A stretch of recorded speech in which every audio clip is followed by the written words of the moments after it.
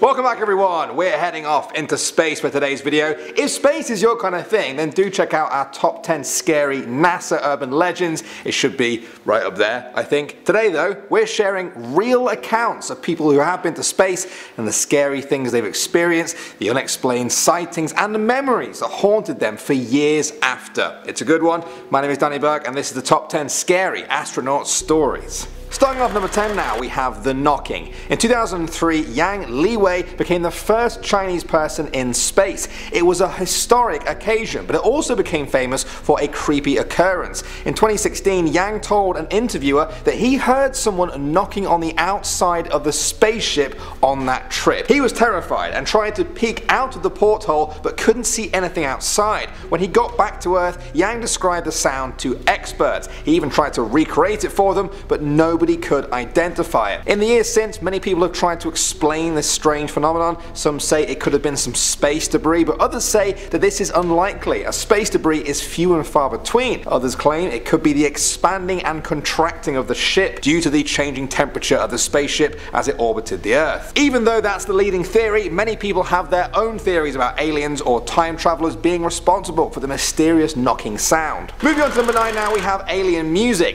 In 1969, American astronauts Tom Stafford, Gene Cernan and John Young went to the far side of the moon for the Apollo 10 mission. It was going to be the final test before Apollo 11 took 3 humans to walk on the surface of the moon for the first time. When the Apollo 10 astronauts were orbiting around the far side of the moon, they took photographs of its surface. As they were working away, they began to hear music. Specifically, they heard a strange whistling sound that lasted nearly an hour. When it faded away, Commander Cernan said, "Boy, that sure is weird music. We're going to have to find out about that." Pilot Young replied, "Nobody would believe us." And for the most part, they were right. Many people couldn't explain the sound that they claimed to have heard, and so they just didn't believe it. The leading theory is that the sound came from radio interference between spacecrafts. Some people have dismissed that though, and have insisted that the astronauts would have known the difference between radio interference and their spacey music. Coming in at number 8 now, we have snakes in space. In 1994, Dr. Story Musgrave did an interview where he described his career as an astronaut, and one particular time which shook him to that day. He said, "On 2 of my missions, I still don't have an answer. I have seen a snake out there, 6, 7, 8 feet long. It is rubbery because it has internal waves in it, and it follows you for a rather long period of time. The more you fly in space, the more you see an incredible amount of things out there, and that sort of thing brings to you really a certainty that other living creatures are out there." Now usually an account like this might be dismissed, but Musgrave is a doctor, he has 6 academic degrees, is a trained mathematician, he was in the Marine Corps and was a NASA astronaut. He seems like a credible witness. He believes that there are advanced creatures existing in space itself, and that he has even tried to communicate with them in the hopes that they come down and get him. Whatever that means. Next up at number 7 now, we have docking. In 1995, famous Canadian astronaut Chris Hadfield had his first space flight. His job was to relay the speed and range information to the pilot as they were docking into the Russian Mir space station. Any mistakes could have resulted in a total disaster. Too soft and they would have just bounced off. Too hard and they would have broken the space station in half, killing the 3 people on board. Everything was going smoothly, but then one of the sensors started telling them they were 32 feet away, the other said 20 feet away, which was correct. If they didn't solve the problem in 30 seconds, it was over for them. Hadfield had to calculate how far they were away in his head, timing it with his stopwatch to decide when they should fire their thrusters. Luckily, they ended up being spot on and they docked almost perfectly. It took a few minutes before the astronauts began to realize they had done it. They were alive, they had avoided a space disaster, and they had lived to tell the tale.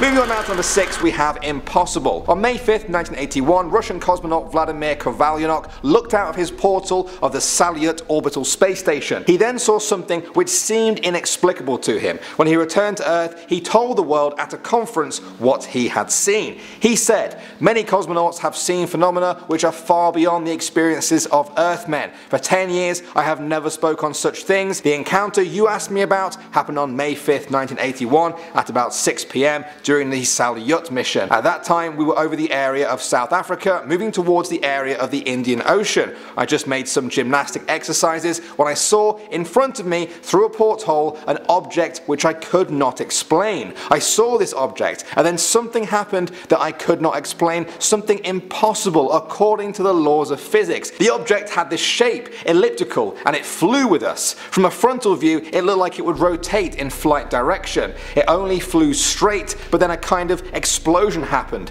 very beautiful to watch, of golden light. That was the first part. Then, 1 or 2 seconds later, a second explosion followed somewhere else, and 2 spheres appeared, golden and very beautiful. After this explosion, I just saw white smoke, then a cloud-like sphere. Before we entered the darkness, we flew through the Terminator, the twilight zone between day and night. We flew eastwards, and when we entered the darkness of the Earth's shadow, I could see them no longer. The 2 spheres never returned. That was the end of the quote. There have rarely been descriptions so vivid and detailed, and many people who hear Kovalyonok's story hold it up as proof of extraterrestrial life. Moving on now to number 5, we have toxic. In the mid-90s, Bob Kerbean took part on his first spacewalk as an astronaut.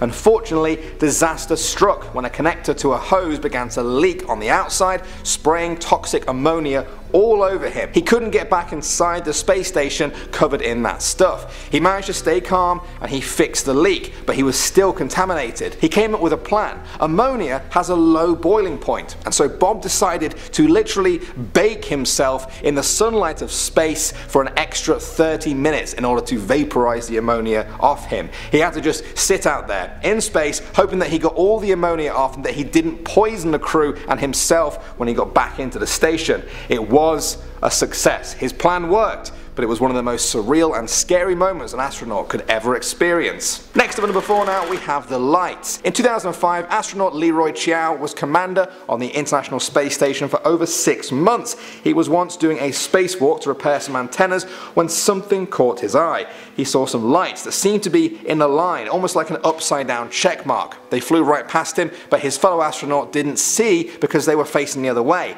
When he described the sighting to those back on the ground, they dismissed it as a fishing boat hundreds of miles below him. Chiao himself had stated that he doesn't believe there's ever been any tangible evidence that someone else is visiting Earth or has done so in the past. He has simply told his story as it is and is leaving all of the explaining up to everyone else. Coming in at number 3 now, we have the drifter. Now for some people, the biggest fear they have about space is that feeling of drifting away from the space station, unable to claw themselves back. Well, Scott Parazinski may have had the closest experience to that. He was performing a spacewalk when a jammed solar panel threatened the safety of the entire space station and the crew inside. After 72 hours, NASA came up with a plan. Scott was told to travel further away from the safety of an airlock than had ever been attempted. He later said in an interview, there was a real danger that we could do even worse damage to the space station. Then there was the potential of risk to myself because if there was any metal to metal connection with the solar panel or arcing, I could actually electrocute myself or cause ignition of the 100% oxygen in my spacesuit. The stakes were high, but Scott succeeded. Disaster was averted, but sadly many of Scott's heroics are still not known by the masses. Moving on to number 2 now, we have the secret transmission. In 1975, retired chief of NASA Communications Systems, Maurice Chatelain, published his book, Our Cosmic Ancestors. In it, he made an extraordinary claim about the first manned mission to the moon. He said, only moments before Armstrong stepped down the ladder to set foot on the moon, 2 UFOs hovered overhead. Edwin Aldrin took several pictures of them. Some of these photographs have been published in the June 1975 issue of Modern People magazine. Now this claim was linked to the story that there were 2 minutes of radio silence after Armstrong set foot on the moon. People claim that the lost audio was of him saying, "These babies were huge, sir, enormous. Oh God, you wouldn't believe it. I'm telling you, there are other spacecraft out here lined up on the far side of the crater's edge. They're on the moon watching us." Now of course, all of this is speculation. An actual recording of that audio or of those pictures has never surfaced. That either means it didn't happen at all or it's been covered up very, very well. Either way, it's a creepy story. And finally, number 1 now, we have the Green Bolt. Gordon Cooper was a well-known astronaut who flew on the Mercury 9 and Gemini 5 missions. He was the last American to fly alone in space. In 1963, he flew aboard the Mercury capsule for a circumnavigational trip around the world. Everything seemed to be going okay, and then on his final orbit, as he passed over Perth, Australia, he saw a green object swing towards him at an incredible speed. At first, he thought it was just a figment of his imagination. There have been times where pilots and astronauts have seen objects like this, but their equipment detected nothing. This time was different though. The Moochia tracking station in Western Australia actually picked the object up on their radar. That was huge. Now he had something solid to back up his own experience. He reported the incident to the National Broadcasting Company. When he returned to Earth, he was eager to tell his side of the story, but Gordon claims he was approached by NBC reporters who told him they had been instructed to not question him about the sighting. All of this has only fanned the flames of a UFO conspiracy. So there we have it, guys, some stories from space. Space. The final frontier. It's a fascinating topic, but as this video showed, there are scary sides to literally everything in life. Which one of those was your favourite? While you think about that, I'm going to read out a comment from my top 10 lyrics you never realised were creepy video. Remix CCC CBC said, "He knows when you're sleeping, he knows when you're awake, how about that?" Yes, that's very true. Now that I think about it, Santa Claus is Coming to Town is quite a creepy song. Or maybe, you know, the whole idea of an old guy with a beard watching people all year, even when they're asleep, and judging their behaviour is actually the creepy thing. Well, if it is, Merry Christmas to that. Keep the comments coming in, guys. Thanks for watching. As always, my name is Danny Burke, and I will see you all in the next video.